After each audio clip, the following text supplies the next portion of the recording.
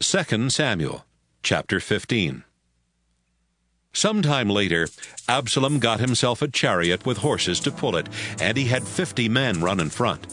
He would get up early each morning and wait by the side of the road that led to the city gate.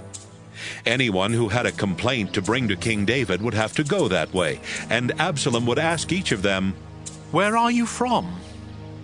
If they said, "I'm from a tribe in the north," Absalom would say, "You deserve to win your case. It's too bad the king doesn't have anyone to hear complaints like yours. I wish someone would make me the judge around here. I would be fair to everyone."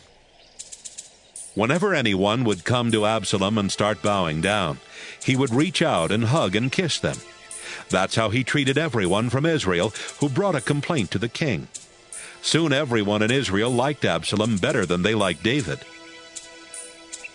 4 years later, Absalom said to David, "Please, let me go to Hebron.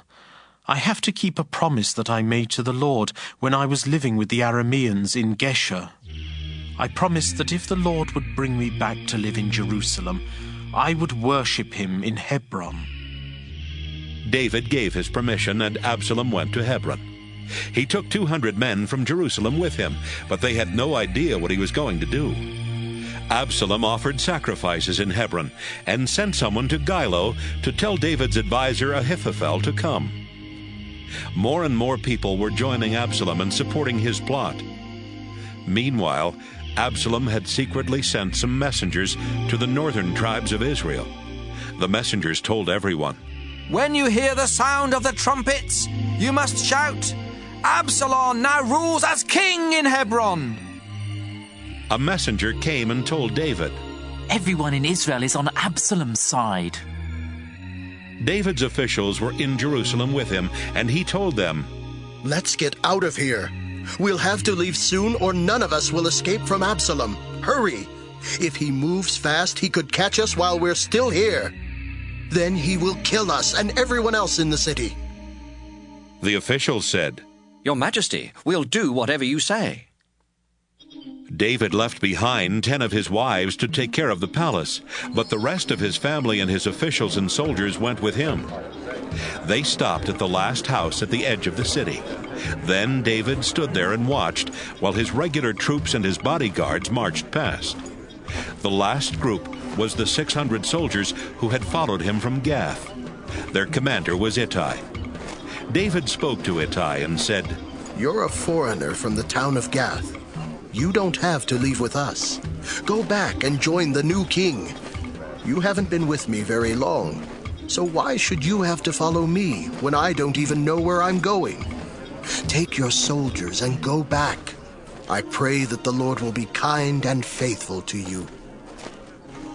Ittai answered, "Your Majesty, just as surely as you and the Lord live, I will go where you go, no matter if it costs me my life." "Then come on," David said. So Ittai and all his men and their families walked on past David. The people of Jerusalem were crying and moaning as David and everyone with him passed by. He led them across Kidron Valley and along the road toward the desert. Zadok and Abiathar, the priests, were there along with several men from the tribe of Levi who were carrying the sacred chest. They set the chest down and left it there until David and his followers had gone out of the city. Then David said, "Zadok, take the sacred chest back to Jerusalem. If the Lord is pleased with me, he will bring me back and let me see it and his tent again. But if he says he isn't pleased with me, then let him do what he knows is best. Zadok, you are a good judge of things, so return to the city and don't cause any trouble. Take your son Ahimaaz with you. Abiathar and his son Jonathan will also go back. I'll wait at the river crossing in the desert until I hear from you." Zadok and Abiathar took the sacred chest back into Jerusalem and stayed there. David went on up the slope of the Mount of Olives. He was barefoot and crying, and he covered his head to show his sorrow. Everyone with him was crying, and they covered their heads too. Someone told David, Ahithophel is helping Absalom plot against you. David said, Please, Lord, keep Ahithophel's plans from working. When David reached the top of the Mount of Olives, he met Hushai the Archite at a place of worship. Hushai's robe was torn, and dust was on his head.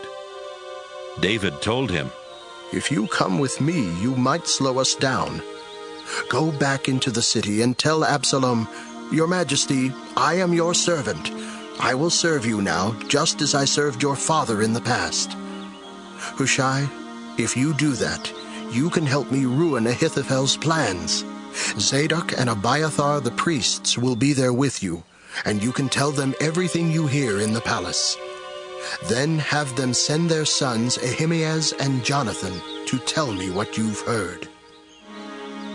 David's advisor Hushai slipped back into Jerusalem just about the same time that Absalom was coming in.